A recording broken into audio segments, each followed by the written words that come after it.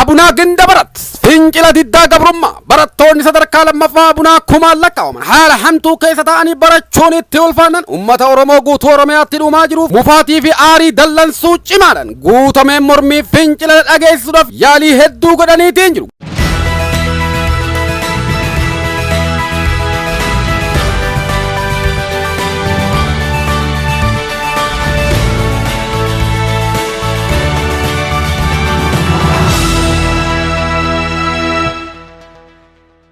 Gaafa saddeetamii torba bara 2022 yookaan guyyaa 18 baatii sadaffaa bara 2015 akka lakkoofsa Itoophiyaa barattoota Oromoo guutuu Oromiyaa keessaa barataan sadarkaa lammaffaa fi yuunivarsiitiilee hundi gamtaan akka wal dhaga'u ka'anii falmatan waamicha isaanii dhiyeessaniitiin jiru.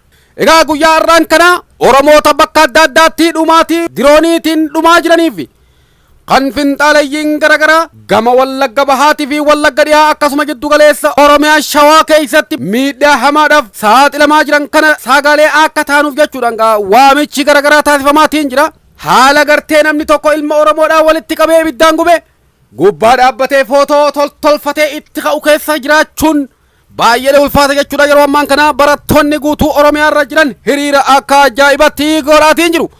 Hiriirri guutuu Oromiyaa keessatti akka gaggeeffamu jirus barattoonni kun waamicha dabarsaatiin jiru. Tokkoon keessan manatti hin hafinaa gabbaati nagaa barbaannaa nurraa dhaabbadhaa jechuudhaan finxaaleeyyii uummata keenya dararaa jirtu kanaaf akka akeekkachiisa kan ta'e yoo ka'u mootummaan saffisaan akka gochaa hamaa kana dhaabsisu irratti hojjedhaa isiniin jedhan. Egaa kabajamtoota fi jaalatamtoota keenya yeroo ammaan kana bakka adda addaatti hiriirri ba'amaatiin jira. Hiriirri mormii kun Oromiyaa bakkoota garagaraa keessatti yeroo ammaan kana barattootaan gaggeeffamaatiin jira. Kun godina Arsii akka ta'ellee namoonni baay'een maxxansa kana maxxansaatiin jiru. Hiriirri godina Arsii keessatti illee barattoota keenyaan kan ba'amaa jiru. Suuraaleen garagaraa, viidiyooleen garagaraa gama fuula Facebook irratti maxxanaatiin jirti. Egaa kabajamtoota keenya dhaamsa kana uummata keessaniif dabarsuudhaan uummata keenya irraa gochaan gara jabinaa kun akka dhaabbatu waamicha kabajaadhaa akka dhiyeessan yaada keessan akka kennattan waliif daddabarsuudhaan uummata keenya hunda akka yaadachiiftan nuti isiniif dhaamuudha barbaanna. Godina Wallagga Bahaa magaalaa Naqamtee keessatti barattoonni Oromoo mana barumsa sadarkaa lammaffaa Daargee fi Yuunivarsiitii Riifti Vaalii Naqamtee yeroo ammaan kanaa dhaadannoo fi sagalee mormii jajjabaa dhageessaatiin jiru. Ajjechaan uummata isaanii irratti qindoominaan mootummaa federaalaatii fi naannoo Amaaraatiin raawwataa jiru kun saffisaan akka dhaabbatu barattoonni bakka adda addaatti hiriira bahuudhaan sagalee uummata Oromootiif ta'uu irratti kan argaman. Egaa barattoota keenyaan hedduu ulfaadhaa isiniin jenna. Barattoonni kun illeen waamicha isaanii kana dhageessanii akka gabbaatanii uummata keessaniif sagalee taatan gamanumaan cimsanii waamicha isiniif taasisaniitiin jiranii waamicha isaanii kana awwaachuudhaan uummata keessaniif sagalee akka taatan nutis gamanumaan isiniif dhaamuudhaa barbaanna.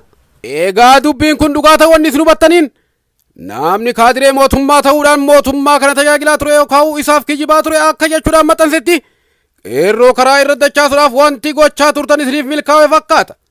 Kunoo magaalaa Naqamtee keessatti barattoonni Yuunivarsiitii Riifti Vaalii hiriira balaaleffannaa faannoo daangaa Oromiyaa cabsee weerara nurratti gaggeessaa jiru kanarratti godhaniitiin jiru jechuudhaan maxxanseetiin jira. Barreeffamni isaa kun akka jechaa jirutti lagannaa nyaataatillee akka yuunivarsiitonni hundi godhanii fi gama biraatiin ammoo yuunivarsiitootaa fi uummanni Oromoo hundinuu akka gabbahee mirga isaatiif yookaan gochaa uummata Oromoo irratti dalagamaa jiru kana akka mootummaan kun saffisaan nurraa dhaabsisu gabbaatanii akka falmettan jechuudhaan barattoonni Yuunivarsiitii Riifti Vaalii kun hiriira akka baanii waamicha taasisan kan dubbatudha. Namni kaadiree kuni abbaan iyyatu ollaan birmata kun makmaqsa Oromooti jechuudhaan itti dabale.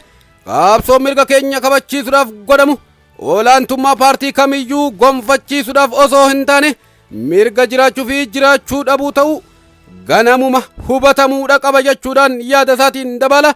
Oromoo yeroo kamuu caalaa jabaatee gurmaa'e tokkummaa isaa jabeessuudhaan gara jaboota uummata keenya weerarte kana ofirraa qolachuudha qaba jechuudhaan suuraawwan barattoonni hiriira bakka garagaraatti gaggeessaa jiran kana wajjin maxxanseetiin jira. Egaa namni kaadiree kun nama mootummaa kanaaf jecha waa meeqa Oromootaan jechaatiin ture. Nama mootummaa kanaaf kijibuuf jecha Oromoodhaan akka malee waa meeqa jechaatiin ture. Haa ta'u malee ammaan kana dubbiin gartee uummata Oromoo irratti dalagamaa jiru kun akka malee isa mufachiisuudhaan uummanni Oromoodhaa hiriira baatiin jira. Hunoo hiriirri eegaleetiin jira jechuudhaan barreeffama isaa kana barreesseetiin jira. Egaa kabajamtoota fi jaalatamtoota keenya yeroo ammaan kana barattoonni keenya guutuu Oromiyaa keessatti hiriira bahuudhaaf warri kunilleen gaafa waamicha keenya akka nurraan hafne jechuudhaan waamichi garagaraa barattootaaf taasifameetiin jira. Kabajamtoota fi jaalatamtoota keenya ummanni Oromoodha guutuu Oromiyaa keessatti darara hamaadhaaf saaxilamaatiin jira, keessattuu Wallagga Bahaatii fi Wallagga Dhihaa akkasuma ammoo jiddu galeessa Shawaa keessatti wanti Oromoo irratti deemaatiin jiru waan akka malee fokkuutii fi waan gurratti illee dhaga'uudhaaf ulfaatu jechuudhaan yeroo ammaan kana Oromoonni guutuu addunyaarra jiran balaaleffannaa garagaraa dhageessisuu irratti kan argaman, Oromoon biyya keessaatilleen akka dammeexanii hiriira kana dabaaluudhaan gochaan gara jabinaa Oromoo irratti deemaa jiru kun dhaabbatu gaafachuudha qabdan jechuudhaan waamichi garagaraa ilmaan Oromootiif taasifamaatiin jira. Milkeessaa Miidhagaa Dr. Milkeessaa Miidhagaa daqiiqaa 20 takka dura akkana jechuudhaan maxxanse yeroon tokkummaadhaan kaanee lubbuu Oromoo baraaruu qabnu nuti ammaan kana quba qabaadhaa jechuudhaan waraana Oromiyaa irratti baname kana ammoo waloodhaan qofa qolachuu dandeenya. Kanaafuu ilmaan Oromoo wal dhagahuu qabna yaada jedhu maxxanseetiin jiran Dr. Milkeessaa Miidhagaa. Gama biraatiin Oromoon waa'ee Facebook irratti waanuma gochaa gara jabina ilmaan Oromoo Wallaggaa fi jiddu galeessa Shawaa keessatti tahaatiin jiru kana qofarratti xiyyeeffachuudhaan maxxansaatiin jiru. Namoonni tokko qofti gartee waan faallaa kanaa kan maxxansanii jiranii malee haa ta'u parsantii 100 keessaa parsantiin 90 Oromoon gama tokkummatti as deebi'uudhaan haala ajaa'ibaatiin Oromoodhaaf sagalee ta'uu irratti kan argamaa jiranii. Hedduu galatooma warri uummata keessaniif sagalee taatan isiniin jecha. Gama biraatiin OMNs odeeffannoo qabatamaa odeeffatee kan gallakkise akka jedhutti magaalaa Naqamteetti barattoonni mana barumsaa Calalaqii, Daargee fi Kaatoolikii ajjechaa waraanni mootummaa bobbaasuu fi humnoonni milishaa naannoo Amaaraatiin uummata Oromoo irratti raawwatamaa jiru kana mormuu irratti akka argaman OMN gabaaseetiin jira. Hiriirri wal fakkaatu Shawaa Lixaa aanaa Ginda Baratii fi godina Arsii keessattillee akka gaggeeffamee jiru OMN maddeen garagaraa irraa odeeffachuudhaan mirkaneessuun maxxanseetiin jira.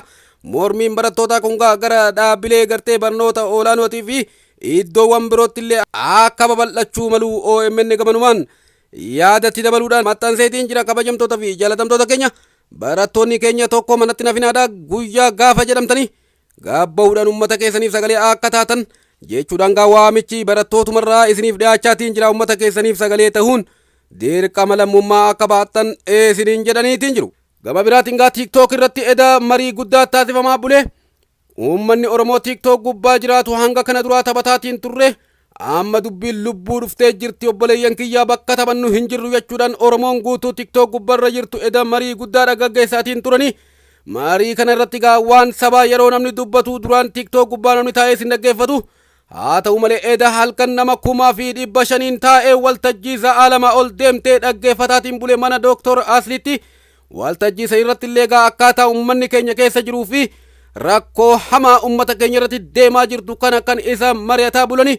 Hedduu galatoomaa uummata keenya isiniin jecha marii kanallee dhaggeeffataa waliifis daddabarsuu hin dagatinaa, waliif daddabarsuun yaada kennatuun akka nama uummata keessaniif sagalee tahaa jiru akka taatan hubachuudhaan waliif daddabarsuudhaan uummata biraan akka geessan nuti illee gamanumaan isin yaadachiisuudha feena. Galatoomaa isiniin jenna. Laale Dr. Asli akkam seeta nama waan asirratti haasa'ame qofaami yaada namoota hedduu waan hin argeef hin jedhe furmaama waa'ee furmaataati jette kanaaf furmaanni hayyoota ilaallata nuti baran kan jechaa jiru waan akka nama tokkootitti amma akka nama wallaala tokkootitti kan jechaa jiru nu beeki amma waa'ee makanaa keessa sesseenuu iyyuu osoo hin taane amma nuti marroon akkas tahee fotoo ka'ee yookiin ammoo abiyyi akkas tahee dirooniidhaan sababa sanii sababaa miti sababni hin jiru.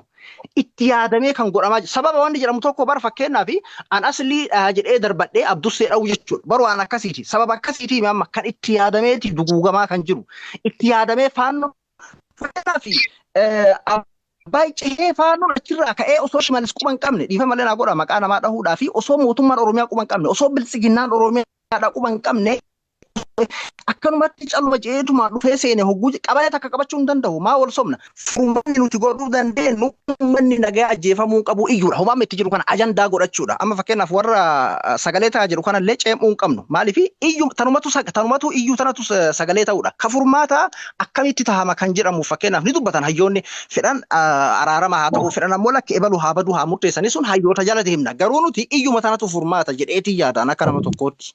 Yeroo haasoftan waa'ee poolitikaa osoo hin taane waa'ee uummata miskiina dhumaa jiru irratti xiyyeeffadha. Yeroo haasoftan waa'ee dhaabbatee gartanii irratti osoo hin taane Ani waa'ee illee nama uummata laal nagayaa ani illee ta'ee tarmutu isaati irratti dhumaa jiru irratti xiyyeeffadhaa haa ta'e. laal Dubbadhu. asli ani illee tarmu dubbachuu barbaade na afaanii fuuteyyuu nagayaa sababa du'uuf hin qabuudha ummata irratti xiyyeeffatuu qabnaadha waa'ee marroo waa'ee abiyyi maalii miti ummanni nagayaa ajjeefamuu hin qabuudha yoo fedhan isaan baddatti yoo fedhan gammoojjitti walaaloolan nuti nun galchu garuu kan nuti irratti xiyyeeffataa sagalee tahuu fi barbaannus ummanni nagayaa aayyoo Uummata miskiinni nagaa. waa'ee marroof waa'ee abiyyi hin beeyne siree isii irratti manguddoon keenya ajjeefamuu hin qabu kan jedhudha nuti kan irratti xiyyeeffannu ummata nagayaati waa'ee siyaasaatii miti kasanii jaalmarroon sirrii jira abiyyi sirrii jira hayyootaaf dhiifna sanii miti san nun galchu nuti waa'ee abiyyiif waa'ee marroo nun galchu garuu ummanni nagayaa ammoo sababa hin barbaachisu sababa kanaaf akkas ta'ee sababa kanaaf buqqee sababa kanaaf ajjeefame sababa hin barbaachisu ummata nagayaa qofa irratti xiyyeeffannoon kenna. Furmaanni uummata Oromoo maali yoo jennee lafa keenye hayyuun siyaasaatiif xiinxalaan siyaasaa waa'ee Oromoo na laallata jedhee halkanii guyyaa waan kana irratti hojjetu maaltu uummata kanaaf bu'aa buusa jedhu namni uummanni miilee isa dhaggeeffatu. Furmaata lafa kaa'ee jira waan uummata Oromoo kanaaf ta'a jedhee dubbate duraanis hojiin argisiisee kan beeku yaa uummata kiyya. Waca tiisaa nuti waa'ee siyaasa Jawaariin caala yookiin siyaasa Jawaariin caala waan uummata kanaaf ta'u hin beeknu laalla. Warra asirra jiru kun warra asii wacinu. Jawaar ji'an tokko dura wanti inni barreesse lafa kaa'ee har'a callisee ilaalaa jiru. Lafa ta'a obboleewwan wal lolaa jira. Waliin ajjeesinaa ta'a mariidhaan xumuraa ta'ee lafa sirrii kaa'ee dhageessanu. Waliin qottaati waliin mari'adhaa isinii liqinfamuu didummoo halkanii guyyaa hamma waan isinitti fakkaatan lallaaqa. Hayyuu siyaasaa Jawaariin caala yaada qaba. Lakkiin Jawaar jedhe soba. Mariin hin mari'adhu humnaan hin qaba jennaan dhaqa mootummaa fonqolcha. Warri kaanis. Warri mootummaatu woboo balleessuu dandeessu yoo ta'e uummata miskiina hin ajjeesinaati dhaqaati uummata woboo jedhamu kana daaraa godhaati biyyattii nagaa godha. Kanumaan isinii dhaamsi Jawaar Muhammad oolee eessa dhayxanu olu taaltanu jechi Jawaar Muhammad gadda ta'aa mariin xumura obboleessa lammantu wal ajjeesaadha. Ummata bara master pilaanii karaa waliin cufaa turteettu siin kaan wobootti makamtee siin kaan immoo humna addaa Oromiyaatti makamtee wal ajjeesaa jirti. Karaa dhufee diinni wal ajjeesaa jiru jedhe sana dhugoomsaa otuu isin itti hadhaa'u liqimsaa. Karaa kiyyaan malee isan jedhe malee numalummaa kana dhiisaati Jawaariin dhaggeeffadhaa hayyuu siyaasaatu dubbate. Yoo sana taate duuti uummatarraa sin dhaabbata humna qabduun teessee of kabachiiftee mariidhaan xumurtan sanaan ala eddeen dhaqanu tokko hin jiru. Har'as duutitti fufa. Woboon guyyaa dhaqee waraana keessaa waraana bilisiginnaa ari'atu ta'ee galgala deebi'ee yoo bosonatti seena ta'e Abiyyi woboon achitti suuraa ka'eera argeera diroonii darbuudhaan guyyaa bakki kun qabameera jedhee waraana isaa erguun isintuu woboo nyaachisaa oole isintuu woboo as keessatti qallaba jedhee uummata nagaa wanti inni akka daliitti walirra ciibsee rashanaa ooluuf hin jiru waan ta'eef yoo dandeessan waliin mari'adhaati Jawaariin dhaggeeffadhaa kanatu furmaata. Wanti qeerroon jala yaate bara 2016-17 Jawaariin jala yaa'uu wayyaanee Maqaleetti galchite waan hayyuu siyaasaa kana jala yaate. Kanuma dawaan jiru dawaan biyyattii guutuu fayyaduu danda'u yaada Jawaar Muhammad ittiin amana galatooma. Waan katti adeemu kisiif galatoomaadhaan jaa waa hedduudhaatu haasawaadhaa jira. Dhumaatiin Oromoon akka aadaa godhannee yeroo wanta kun dhageessu qofa kaanee iyyinaa. Ibduratti hin qophooynu fageessinee yaannu yeroo hundaa'uu duutii guudhuftee reefa gubbaa dhaabbannee Wallaggaa bilaaktee Naqamtee bilaaktee wanni kun amala nutti haadhaa jira. Ana keessatti waan lamaan argaa jira waan lamaan nan mul'ata. Warri Oromoo ta'ee mootummaa tanaa wajjin dhaabbatus dootana waan fedhanii garuu dootana achi dhiibaniiti. Wanni uummanni dhumaa jiruuf waan woboo isaan keessa soofi uummanni Wallaggaa lafaa kee woboo ofirraa kaasuudha qabaa diinni duraa woboodha. Dhumaatiidhaaf sababbii kan tahe woboodhaa jeete achi dhiiba. Gariin isaan maqaa isaa fuudheeti lakkii mootummaan keenyaa uummatanii eegaa hammaan tana farqaa kana seenee fixaa jiru fannoodha akka gartee waan fannoodhaa fi mootummaa waliin hin jirre akka waan fannoo tana mootummaan hin jaarini akka waan fannoon diina mootummaadhaa taatetti warra lafa kaa'uu barbaaduu jira. Warri kun warri woboo deeggaruus dhumaatiin kuni warra biraatiin gahu jirti furmaanni woboo warri jiru jira. Ana asirratti waan takka asiima muuxannaa siif taati. Harargee keessa 1992 irraa hanga 95 du'a kana caaltuutu gaggeeffamaa ture. Bakka qabaleen guutuun itti dhumtee jira. Bakka manni namni keessaa hin jiru gaasan gaa intarneetiin hin jiru, silkiin hin jirtu, odeessin dhagahu malee lafa qabsoon keessa deemtu keessatti dhumaatiin dhuma jiraatti. Maaliif dhumaatiin jiraatti? Waraanni bilisummaa Oromoodhaa ummata irratti hirkateeti, ummata irraa nyaatee, ummata irraa dhugee jiraata.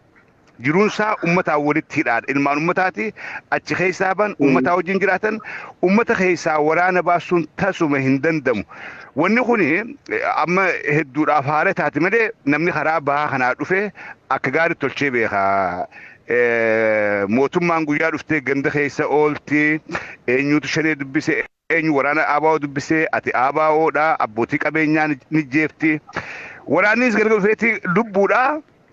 Nyaata nuu kennaadhaa, waan hiraatu nuu kennaadhaa jedhu. Ummatuma keessaa basaasee maasii guyyaa hogguu mootummaan dhufte hunoo abalufaan eda nyaata guuraniiti waraanaa geessaa turanii jeeti itti himaa jechuudha. Bakka waraanni keessa jiru keessatti ummanni Oromoodhaa fi qabsoon godhamaa jirtu ta'u ummataa waan taateef waraana irraa bilisa ta'uu hin danda'u. Ummanni Oromoodhaa kan naannoo san jiru hundinuu waraana. Asadeebnu amma huguuni waa'ee dhumaatii ummataa huguu dubbannu waa'ee dhumaatii ummataa dhumaatii aayyotaa dhumaatii manguddoo dhumaatii daa'immanii dhumaatii charchii keessatti dhumaadhaa jiran dhumaatii masgida dhumaadhaa jiran dhumaatii hin barbaachifnetanii mootummaan ta'e jedhee ummata baaressuudhaaf akka ummanniif duuba deebi'u akka ummanni buqqa'u mootummaan ta'e jedhee dha'u jira warra fannoodhaa kan leenjisee hidhachiisee yoo atan kana dura gaafiin taatu Abiy Ahmed yoo barbaanne fannoo hanga jijjigatti ergina fannoo waraana keenya nuutu hoogganaa jeeti ifa baasee dubbate. Fannoodhaa fi mootummaa Abiyyi adda baaftanii hin laalinaa. Isinis ilma Oromoodhaa warreen mootummaa deeggartan warreen mootummaa jirtan ka dhiiga Oromoodhaa qabdan gattaadhaa dhugaatana mootummaa deeggartanitti himaa mootummaa ta'e isin deeggarraa kadhumaa jiru uummata keenya. Mootummaadhaaf fixaa jira jaati gaafadha. Fiddanii asitti nuuf garteen warra mootummaa mormuuf ajandaa godhuudhaa miti. Kara biraatiin mootummaan naannoo Amaaraa oofishaalii Wallaggaan tun lafa Amaaraati. Amaaraatu amma dura irraa buqqaafame. Seenaa keessatti maqaa itti moggaasanii magaalaa hunda lafa teenya lafa Amaaraati. Amaaraan Wallaggaan innaas mallisaalle. Wallaggaa irsti keenya janiiti ifatti haasawaadhaa turan. Waan kanee kuti arra dagachuun qabnu. Wanni arraan tana godhamaa jira kaayyoo sangalmaan ga'uudha. Uummanni Wallaggaa miliyoona meeqaan buqqeeti osoo dura deemu beenki odeessa harkannuun osoo dura deemuu osoo dheessuu